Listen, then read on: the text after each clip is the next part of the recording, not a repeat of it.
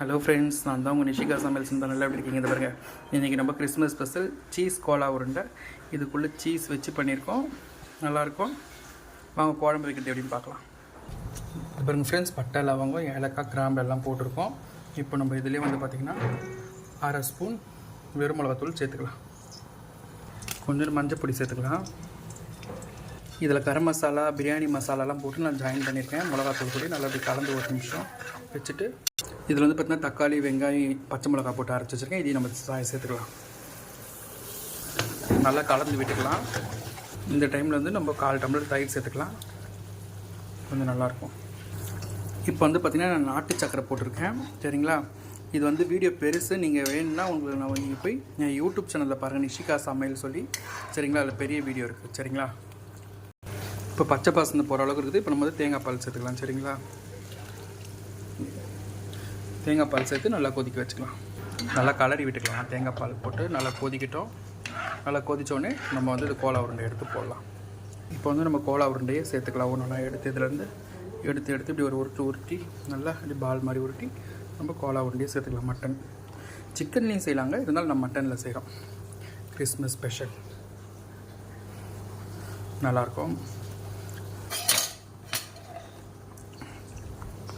நம்ம எடுத்து நல்லா மட்டன். இப்போ மட்டன் கோலா உருண்டை போட்டு நல்லா கொதிச்சுட்டு இருக்குது பாருங்கள். நல்லா எப்படி இருக்குது பாருங்கள், மட்டன் கோலா உருண்டை நல்லா குழம்பு வாசனையாக இருக்குது. நம்ம லாஸ்ட்டாக வந்து பார்த்திங்கன்னா முந்திரி எடுத்து வச்சுருக்கோம். முந்திரி கொஞ்சம் போட்டுக்கலாம். ஒரு சீஸ், அப்புறம் வந்து பார்த்திங்கன்னா கொத்தமல்லி, பச்சை மிளகா.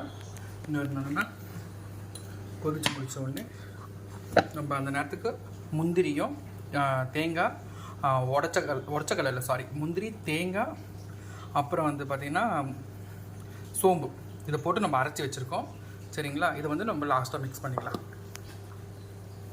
நல்லா இதுலேயே பாருங்கள் எப்படி குழம்பு இதிலே ரெடியான மாதிரி எப்படி இருக்குது பாருங்கள், தலைன்னு நல்லா இருக்குங்க. மட்டன் கோலா உருண்டை கிறிஸ்மஸ் ஸ்பெஷல். இது உடைக்கும் போது பார்த்தீங்கன்னா உள்ளே சீஸ் வருங்க. நான் உங்களுக்கு உடச்சி காட்டுறேன் பாருங்கள், சரிங்களா?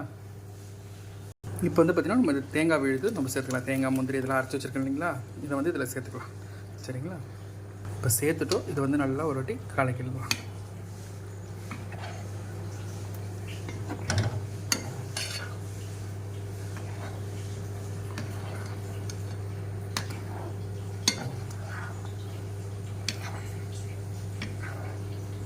நல்லா பாய் விட்டு ஸ்டைலில் இருக்க மாதிரி இருக்குங்க.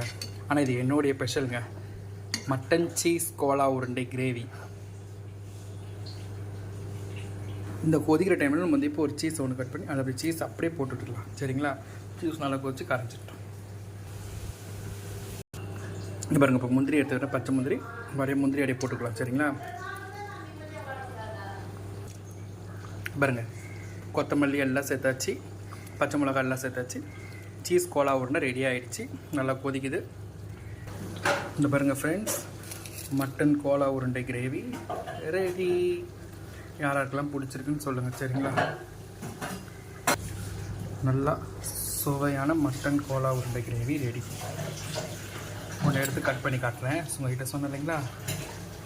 இதை பாருங்கள் ஃப்ரெண்ட்ஸ், சீஸ் இருக்குது பாருங்கள், சூடாக இருக்குது ஃப்ரெண்ட்ஸ். சீஸ் உள்ளே இருக்குது பாருங்கள். இந்த வீடியோ பிடிச்சிருந்தால் லைக் பண்ணுங்கள், ஷேர் பண்ணுங்கள், கமெண்ட் பண்ணுங்கள், சப்ஸ்கிரைப் பண்ணுங்கள். மறக்காமல் அந்த பெல் ஐக்கானை கிளிக் பண்ணுங்கள். நன்றி, வணக்கம், ஹாப்பி கிறிஸ்மஸ்.